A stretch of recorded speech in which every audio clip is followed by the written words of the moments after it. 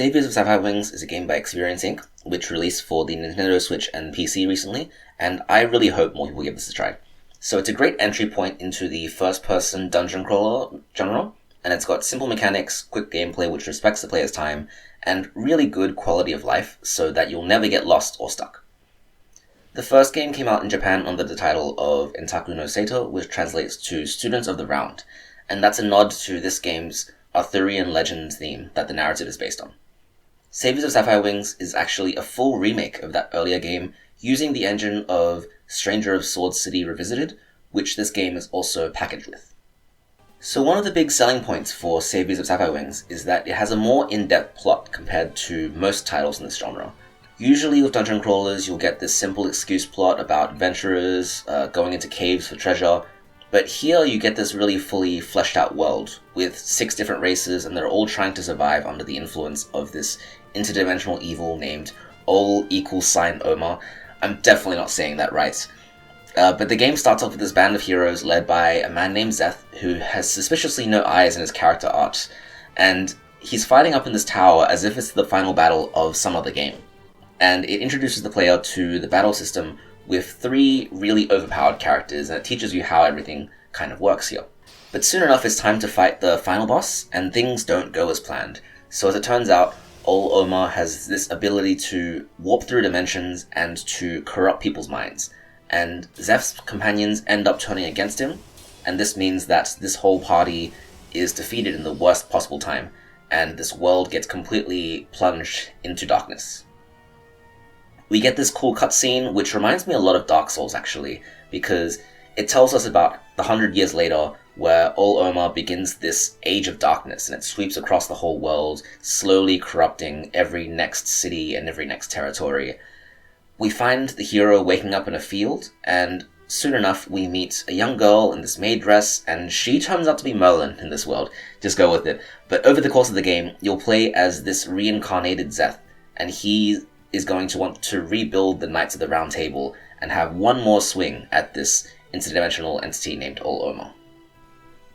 I feel like dungeon crawlers are a pretty niche genre nowadays because we have this reputation of them being very difficult and having relatively low budgets, but Savior of Sapphire Wings I find is more accessible than most.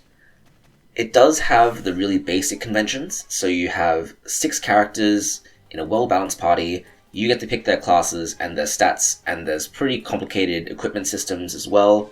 There's going to be 3 characters in the front, and there's 3 characters forming the backline. Combat is turn-based with random encounters, the fastest characters go first, and it's just a very standard system with lots of skills, and if you're interested in complexity, it's there, but you don't have to fully engage with it in this one to have success. The good thing I like here is that there's a really robust auto-battle system. There's one button that lets you input all the commands for your characters that you did in the previous turn, and one more button will make all the actions happen at once, and you don't need to read through the messages of Zeth attacks and then Zeth got hit for 20 damage and everything. It just goes by really, really quickly. It makes grinding an absolute breeze, and it doesn't waste your time.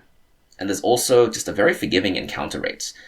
I found that I can walk past a screen worth of dungeon in this game without getting an encounter, which is so good compared to something like Shining in the Darkness, where you kind of forget where you're going because you're having so many fights. This game actually does let the player control how often they fight through the trap system, and this means that it's a lot easier to explore and a lot easier to get somewhere that you actually want to go. That being said, I still find that there are some mistakes that players can make, and with the dungeon crawler genre, the game punishes mistakes by making players repeat themselves, whether it is grinding for more loot or grinding for better levels. If you make some mistakes in party building early on, it actually slows down your progress a lot. And because this game starts with a tutorial quest, I worry that some players might make the wrong choices and then feel like this is a game which starts slowly, which absolutely isn't the case. As long as you know what you're doing, then it's quite easy if you make the right choices and you avoid these pitfalls. So this is why I structured this video as a bit of a beginner's guide as well, just to help players who maybe haven't played a dungeon crawler in a while to get the logic of how Savior of Sapphire Wings does its party system, and to avoid some of these pitfalls and let the game's pacing unfold in a more natural way. So once your character first wakes up, they have this quest to go to the local goblin encampment and rescue the town's healer named Rorone. I don't actually know if that's how you pronounce it, but it's pretty funny. The intro sets the first quest up as if this healer is this really helpless, innocent young woman, but then later on when she joins your party, she's actually like 40 years old, and her one character trait is that she just carries this keg of alcohol everywhere she goes. It's actually really funny. This kid named Saul, he decides to run off after her. He's really hot-headed, as you can tell by his red hair, and he's pretty weak. So Merlin gives you the job of going to follow him and making sure that Rorone comes back safe. And so the first thing you can do is actually go to the menu and change the difficulty. The good thing I like about Sapphire Wings is that you can change the difficulty whenever you want, although it is just easy and normal mode. In Stranger of Sword City, I think you choose the difficulty at the very beginning, and although you can change it mid-game, it does require you to put in some effort to do that, whereas this one you can just change it whenever you want. Difficulty affects monster level, so it lets you get by some of the encounters much easier if you put it lower, and it'll help you save time, especially because the tutorial quest is a bit long. Merlin also gives you some money to go and buy some equipment, but Zeth starts out with some pretty good gear actually. He has a sword and armor and everything, so I suggest just walking out into the dungeon. You can take a few steps forward and see this exclamation point, and that just says there's going to be an event in this square when you walk over it. The second you get there, you find that Saul is just getting absolutely wrecked by some bugs. And so you jump in and you help out, and you can probably kill one bug in one hit. And it's really funny because Saul is just completely paralyzed, terrified, thanking you, and he decides to join a party. The really funny thing too is that you can change his name and appearance, even though the game has already told you his name is Zeph. So if you want to call him Dingus from now on, then he just needs to live with it. Anyways, the game also lets you pick his class, and I find that here is where people make some mistakes, because you can choose from 8 classes from the get-go. There are 3 frontline classes in the fighter, the paladin, and the samurai. They all have pretty decent health. The paladin is a bit more defensive, the samurai is more offensive focused, and the fighter is balanced. And then you have the 3 caster classes. There's the healer, the alchemist, and the wizard. The healer I think of as a bit of a cleric character, so they can wear heavy armor and they can stand in the front line. But the alchemist and the wizard are both much weaker, and you never want to have them taking hits from enemies. The alchemist is mostly about buffs and debuffs, and the wizard is an offensive spellcaster that uses elemental magic. I strongly recommend picking a healer early on because they can survive pretty easily in the front row, and even though Zeth does have a healing spell as well, you'll want him to be using basic attacks because he does much more damage than Saul or your next party member. You also want to avoid casters because they don't get good until a few levels in where they actually learn their spells and also have some MP to actually cast them. So the first time I played this game, I didn't realize that you need to fill your front row before you can fill out your back row, and so I made Saul a ranger because I saw the bow in the shop and I went, oh, I really want that DPS, right? But as it turned out, I set his vitality too low, and he had 16 max HP, which meant he died in 2 hits from just about any random encounter. It took so long to grind him back up to a point where I could actually use him, and so that's why I really strongly suggest you make him a front row class. I made him a healer in this run, but anything like a fighter or a samurai or a paladin works out. After you pick the class, you can also pick something called Soul, and this affects that character's base stats at the very beginning. As far as I can tell, this is just for stats though. And later in the game, your character can also get a subclass, and it's a system pretty similar to Final Fantasy V.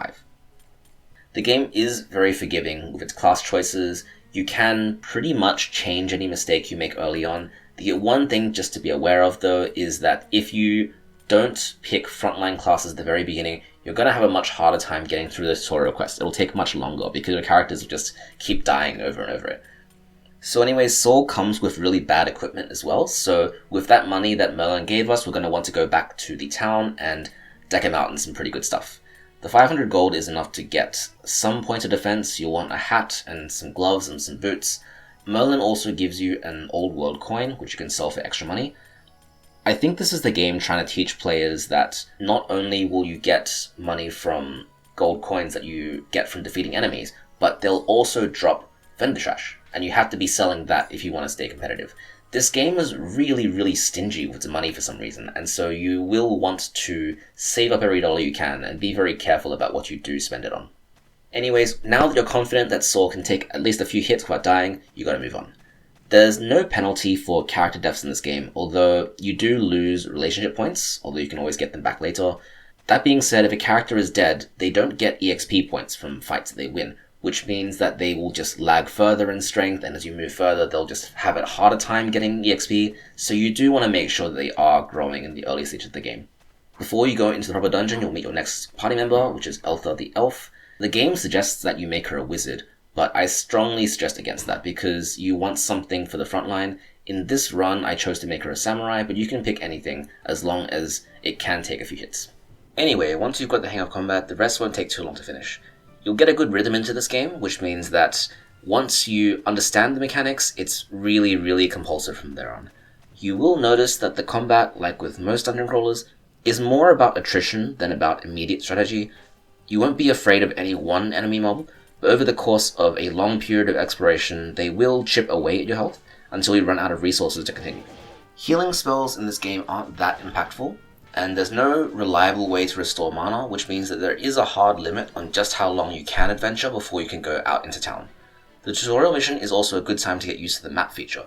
You can hit Y at any time to look at your current position, and you can also select a part of the map to fast travel to, which lets the game auto-path you based on the squares which you've discovered by walking them. This makes dungeon traversal really fast, and the game doesn't waste any time with too many random encounters as well. By the time you defeat the boss, rescue Rorone, and get her back as your fourth party member, you will also unlock Rondea, which is the big floating castle on the dragon's back, which is your base of operations for the rest of the game. Here you've got the game's main progression systems, all in a sequence of menus, which will take a bit of getting used to. In the main hall you get the notice board, which is where you get your quests. There's not a whole lot of side quests in this game, but it is a good way to keep track of what you've got to be doing. Thankfully, it's clear where you're meant to be going at all times, and it's really hard to be stuck.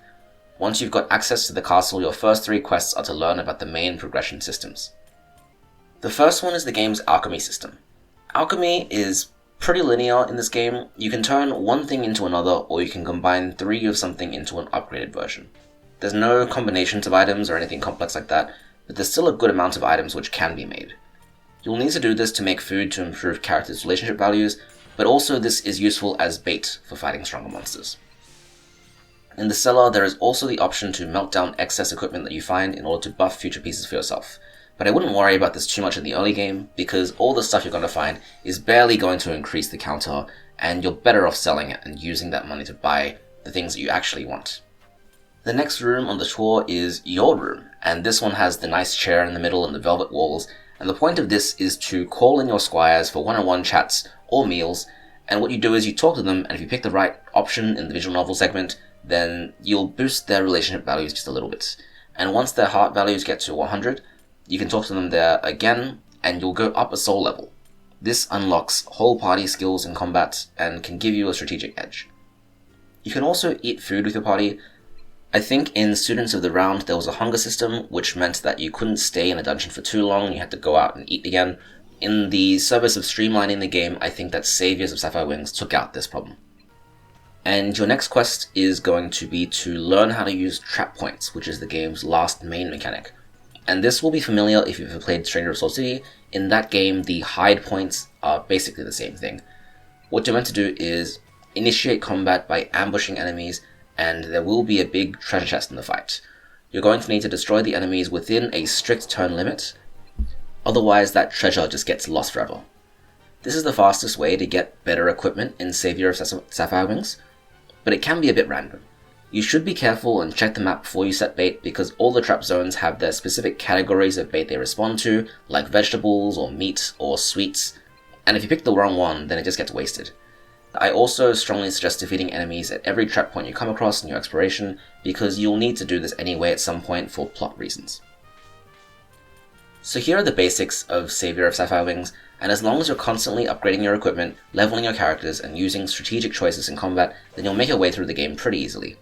Experience Inc. is really good at providing incremental challenge here, especially on normal mode instead of easy, but this game really shines in the post-game, where the challenge ramps up and requires players to have knowledge of the game's various skills.